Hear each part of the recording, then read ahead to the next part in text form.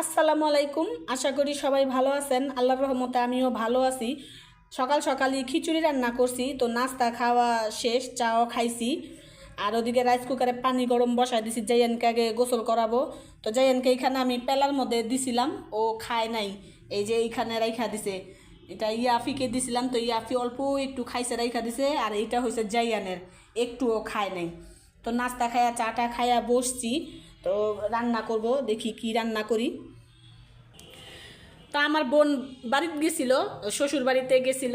তো আসার সময় শাশুড়ি কি কি দিয়ে দিছে, এখানে পুকুরে মাছ ধরা হয়েছে। এখানে কাতল মাছ আছে, রুই মাছ আছে, তারপরে বড় টাটকানি মাছ, তারপরে আবার এই যেখানে গুড়া মাছ, এটারে মলাই মাছ, প্রায় 1 কেজি পরিমাণ গুড়া মাছ আছে এখানে। তারপরে চালের গুড়ি গুড়ি কইরা দিছে। এখানে আবার মাছ, দেশি শোল মাছ, মাগুর মাছ।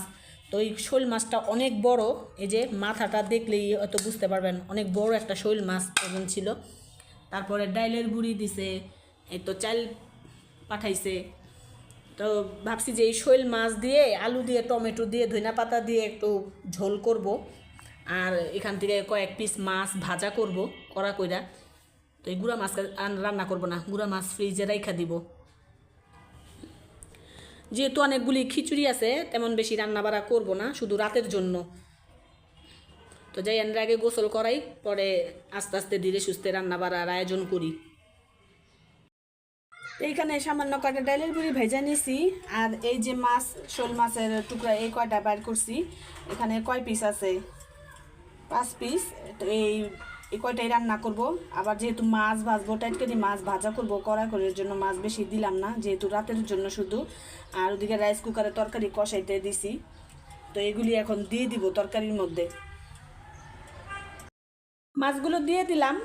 তো এখানে ঝোলটা আরেকটু শুকাবো, টমেটো ডালের গুঁড়িটাও দিয়ে দিছি, তো আরেকটু শুকাইলেই নামায় নিব।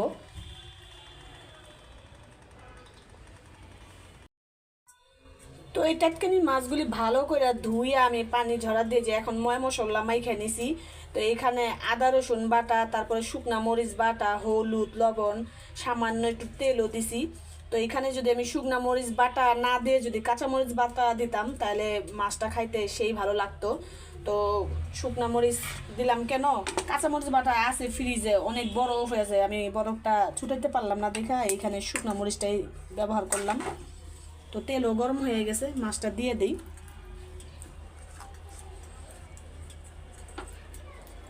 যেহেতু রাত্রে খাবো, দুপুরের খাওয়া দাওয়া তো শেষ, খিচুড়ি রাত্রে খাবো, এর জন্য একটু হালকা ভাজ দিয়ে থুয়ে দিই। রাত্রে আবার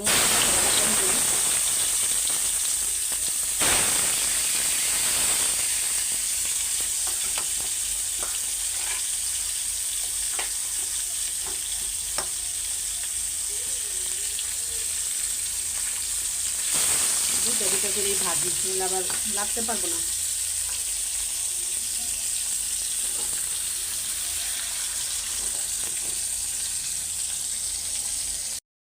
মাছ ভাজা শেষ, দুইটাই মাছ ভাজছি।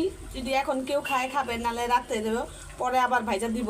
তো এখন এর জন্য দুইটাই ভাজছি, যেহেতু রাত্রের খাবার। আর এই যে রাইস কুকার থেকে তরকারিটা নামাই নিছি, মাশাল্লাহ তরকারির কালারটা এত সুন্দর আসছে। আর নতুন ডালের গুঁড়ির ঘেরানটা এত সুন্দর।